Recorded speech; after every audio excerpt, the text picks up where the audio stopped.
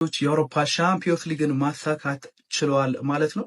ውጤቱን ለተመለከተ የአውሮፓ ሻምፒዮንስ ሊግ ፋይናል አይመስልም ነበር። በእርግጥ ከጨዋታው በፊት ፒኤስጂዎች የማሸነፍ ግምት ነበራቸው ይህን ጨዋታ። ነገር ግን በዚህ ልክ በሰፊ የጎል ልዩነት ጨዋታውን ያሸንፋሉ የሚለው ግን ግምት አልነበረም። ነገር ግን ፒኤስጂዎች 5-0 በሆነ ውጤት ይህንን ጨዋታ ማሸነፍ ችሏል።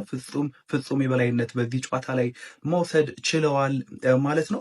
ናስር አል ካሊፋ ባለፉት ዓመታት ረብጣ ሚሊዮኖችን በማውጣት ይህንን ክብር ለማግኘት በጣም ብዙ ደክሞ ነበር። ነገር ግን ምስጋና ለሉዊስ ኤንሪኬ ይሁንና ወጣቶቹን ከአንጋፎቹ ተጫዋቾች ያቀናጀበት መንገድ እጅግ ይገርማል። ዘንድሮ ፒኤስጂ ልዩ ነበረ።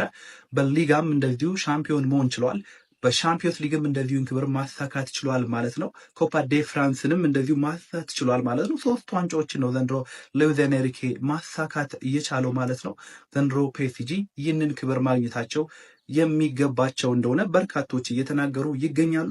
ኦስማን ዴምቤሌም ከጨዋታው በኋላ በበርካቶች ዘንድ የባሎንዶር አሸናፊ ሊሆን እንደሚችል ይህ ተጫዋች ከወዲሁ ግምቶች እየተሰጡት ይገኛሉ። ሉዊስ ኤንሪኬም ይህንን ተናግረዋል። ከጨዋታው በኋላ እስከዛሬ ያደረገውን ነገር ተዉትና በዛሬው ጨዋታ ኦስማን ዴምቤሌ ምን እንዳሳየ መመልከት ትችላላችሁ። ቡድኑን የሚመራበት መንገድ እጅግ ልዩ ነበረ። ቡድኑን ሲከላከል የነበረበትን መንገድ እጅግ ልዩ ነው። በዚህ መንገድ ነው ቡድን የሚመራው። ጎሎችን ታስቆጥራለህ፣ ትከላከላለህ። እንደዚሁም ደግሞ ፓስም የሚያደርግበት መንገድ፣ ፕሬስ የሚያደርግበት መንገድ እጅግ ልዩ ነበር። ባሎንዶርን እንደሚያሸንፍ ይሰማኛል። ባሎንዶርን ለኦስማን ዴምቤሌ መስጠት ትችላላችሁ ሲሉ ሉዊስ ኤንሪኬ ተናግረዋል ማለት ነው።